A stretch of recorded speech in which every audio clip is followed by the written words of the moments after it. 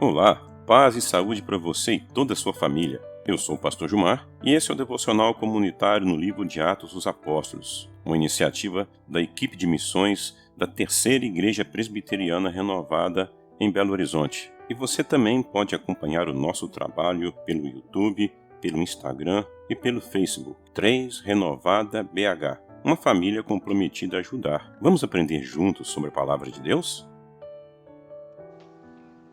Livro de Atos, capítulo 11, versículos 19 ao 26.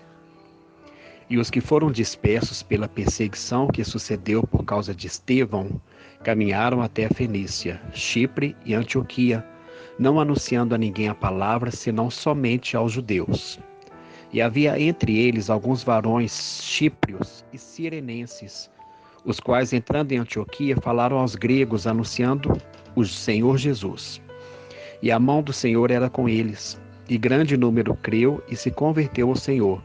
E chegou a fama destas coisas aos ouvidos da igreja que estava em Jerusalém, e enviaram Barnabé a Antioquia, o qual, quando chegou e viu a graça de Deus, se alegrou, e exortou a todos a que permanecessem no Senhor com propósito do coração, porque era homem de bem e cheio do Espírito Santo e de fé, e muita gente se uniu ao Senhor.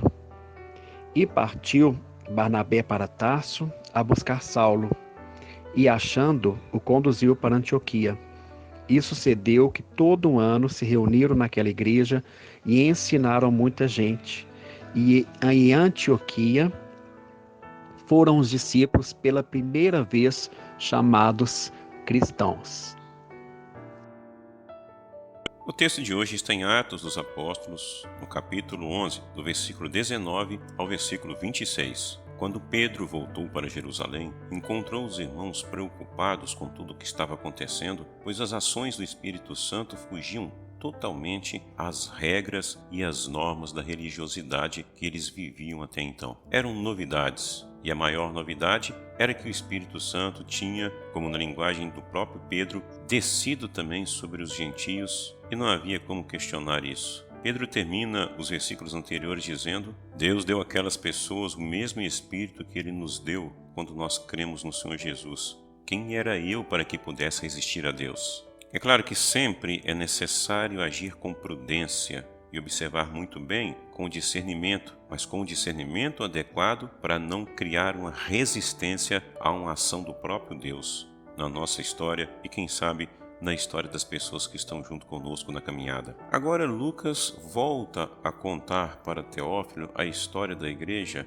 a partir do momento que Estevão foi morto e que os discípulos de Jesus foram dispersos. Se espalharam por várias regiões, Fenícia, Chipre, Antioquia, mas eles não anunciavam a palavra a ninguém que não fosse judeu. Era um cuidado, mas que ao mesmo tempo provocava uma certa discriminação. Eles entendiam que o critério fundamental para que eles pudessem entender o que estava acontecendo eram as Escrituras e tudo que fora dito pelos profetas, mas eles interpretavam de tal forma que tudo se aplicava especificamente às pessoas que eram convertidas ao judaísmo, ou que eram judeus de nascença.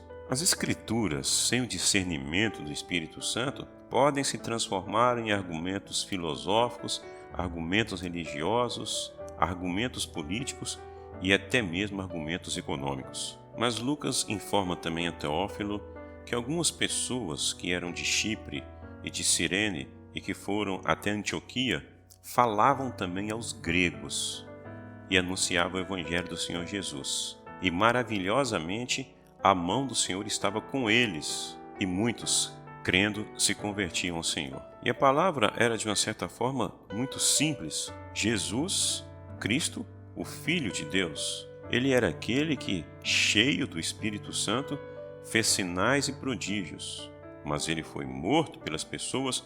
No entanto, Deus o ressuscitou ao terceiro dia e ele está vivo. Diferente de Moisés, ou dos profetas, ou dos outros reis, ele está vivo e está caminhando com a sua igreja. E há um destaque especial para a igreja que se fundou em Antioquia. Esta será a primeira igreja fundada entre os gentios. E foi nessa igreja que Paulo praticou o ensino sistemático da sua teologia e desenvolveu intensamente o seu trabalho ministerial. Foi nessa cidade que os discípulos de Jesus foram chamados primeiramente como cristãos. Essa palavra no grego significa pequenos cristos. Isso era inicialmente como que um apelido, mas que já apresentava uma grande responsabilidade. Uma pessoa pode ser chamada de cristã se ela assume publicamente, perante todos os seus amigos, perante toda a sua família, a responsabilidade de viver da mesma maneira que Jesus Cristo viveu, da mesma maneira que Jesus Cristo ensinou, e de uma forma mais intensa e significativa, ele afirma que ele também tem o mesmo espírito que estava com Jesus Cristo. Pode-se esperar dessa pessoa, inclusive, que através dela possamos ver sinais e prodígios, palavras de salvação, de edificação. Que essa pessoa seja alguém que acolha, que se preocupe com aqueles que estão excluídos, que abrace homens, mulheres, crianças, jovens, idosos, que seja preocupado com as pessoas, porque elas são imagem e semelhança de Deus. É isso que se espera de um cristão. Não que seja apenas um nome ou um apelido sem significado qualquer, mas alguém que possa dizer: já não sou eu que vive, mas Cristo vive em mim. A igreja de Jerusalém, ela ficou sabendo de tudo o que estava acontecendo em Antioquia com os gentios, de como Deus estava operando sinais maravilhosos, e enviou a Barnabé, homem temente, homem cheio do Espírito Santo. E quando Barnabé chegou em Antioquia, ele encontrou, segundo Lucas, a graça de Deus, maravilhosa graça de Deus. E ele ficou muito feliz com isso. Aquele homem cheio do Espírito Santo e bom, homem de muita fé, identificou logo que aquela era uma obra do Espírito Santo. E veja bem que a igreja de Jerusalém agiu com prudência, porque pode ser que ela não soubesse o que estava acontecendo em Antioquia, mas ela tinha certeza que a pessoa que estava indo verificar era alguém cheio do Espírito Santo e que, por certo, tinha o discernimento necessário para identificar toda aquela situação. É bom sempre nos lembrarmos. Pode ser que não saibamos, como igreja, quais serão as nossas lutas e os nossos desafios, mas é fundamental que tenhamos consciência e certeza de que nós estamos cheios do Espírito Santo de Deus para discernir a obra do Espírito Santo na vida das pessoas e não nos tornarmos resistentes a Deus. A nova obra que o Espírito estava fazendo em Antioquia precisava de muitas pessoas para ajudar. Então Barnabé vai até Tarso, procura Saulo e quando ele encontra, ele vai levá-lo para Antioquia. E fica ali junto com Saulo um ano todo, se reunindo naquela igreja e ensinando uma numerosa multidão.